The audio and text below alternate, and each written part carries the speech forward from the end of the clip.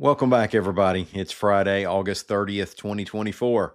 Born on this date in 1917, Pro Basketball Hall of Famer and Harlem Globetrotter Pop Gates of Decatur.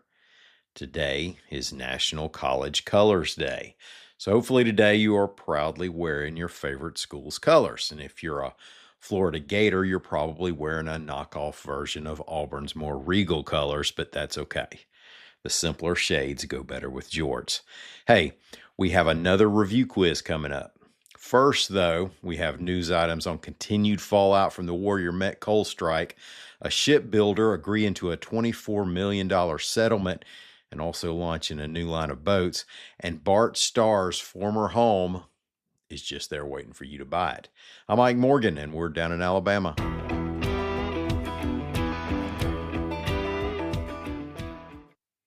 We knew the long Warrior Met coal strike was ugly, with accusations of violence and intimidation. The strike lasted nearly 2 years, ending in February 2023. But just this week, an indictment was announced against a union official who's accused of bombing a Warrior Met coal methane pipeline, reports AL.com's Howard Koplowitz. Jerry Gale Kearns was charged with destruction of property used in interstate commerce by means of fire or explosive. Now, it's a charge that could give him 5 to 20 years in federal prison if he's found guilty.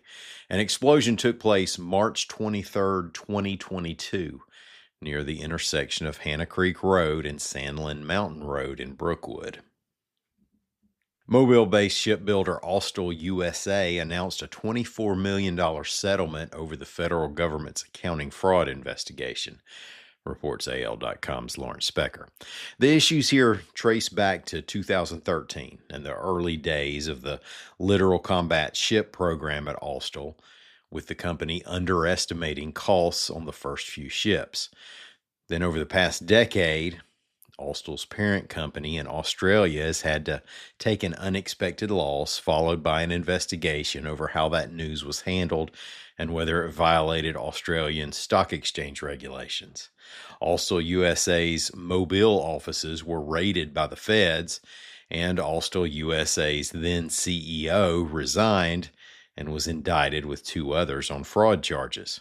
Now Austal is done with the littoral combat ships. On Thursday, the company made the symbolic first cut of steel for its next venture, the U.S. Coast Guard's Offshore Patrol Cutter Program.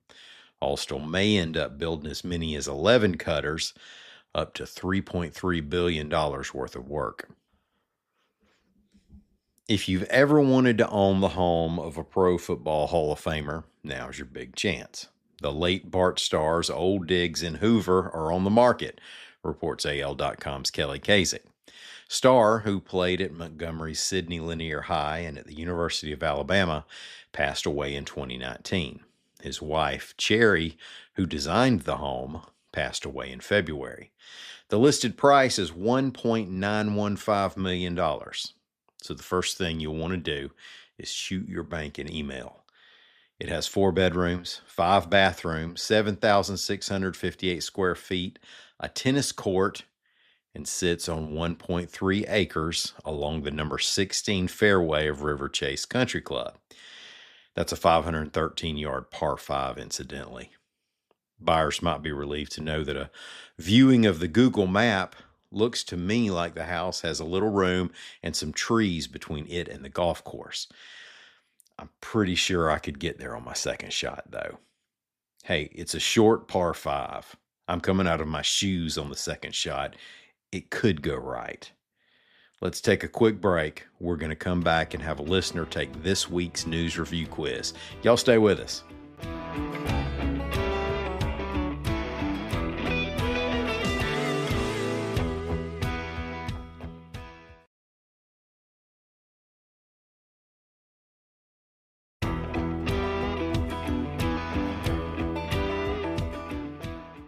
Hey, everybody. Thanks for staying with us. We have another quiz to take today. We have another listener to take it.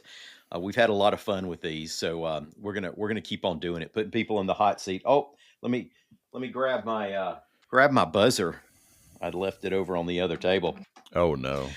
We have with Not us the buzzer. today Rob Haynes. Welcome to the show, Rob. Thanks, Ike. It is great to be on with you today. How long you been listening to us? Oh, I don't know. It's been a few years. I don't think I was there from the beginning, but I got here as quick as I could, Ike. I did. Okay. Yeah. Well, I appreciate you coming on. We'll take everybody. Yeah. Where are you from in Alabama? So I live in Fairhope. I live over on the eastern shore of Mobile Bay. Oh, great. So yeah, when we talked about Mark Heim, who was on the show this week, you knew exactly who I was talking about. Yeah, I've been listening to Mark for quite a while. Really enjoyed his work over at NSP and in different outlets too. He's a super guy too. Hey, what keeps you busy in Fairhope? Well, I am a husband. I'm a father. I try to do some fishing. I am a pastor, and I am an aspiring field reporter for the Dallin, Alabama podcast. Yeah, I like all of those things, man. You're hitting a yeah. home. That's the grand slam of ways to fill your time. Well, we won't keep you too long, but we might try to make you a little uncomfortable while you're here with these questions. We'll Oh see how boy. well you've been keeping up. Everything here has appeared on the podcast, which is usually the Okay. case, not always. But Yeah. All right. let's have some fun and get right to it. Question Take number it easy on one. me, Ike, will you, please? Question number one. The current head of state for this nation went to school at Auburn University at Montgomery, AUM. The president of this nation. Is it A, Greenland, B, Iceland, C, Finland, or D, Zamunda? Wow, as tempting as Zamunda is, if my memory serves, the president of Iceland is a war hawk. The president of Iceland is a war hawk in one sense, anyway. We'll, we'll try not to cause too many political problems for her. But Yeah, all right. I think I struggle with this pronunciation. You might could help me. Halla Thomas Doder. My Icelandic is a little weak, so I'm going to defer to you on that one. Now the trick one was Zamunda, whose Zamunda, prince also made a trip to America some years back, but it wasn't for education. I believe he was Okay. finding a queen. Yeah. I think I'm his cousin, according to the email I got. I'm not sure. All right, question number two. Arrests were made after gambling machines supposedly locked down in Selma were discovered in the back room of a joint in Lipscomb.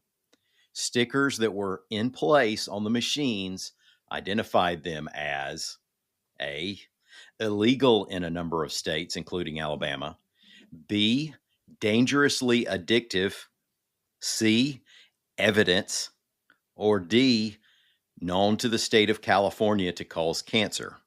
I think that was evidence for being illegal in Selma, wasn't it? Yes, they were supposed to be evidence in the Selma case. They show up in a place in Lipscomb, as all of the allegedlys and reportedlys from the police.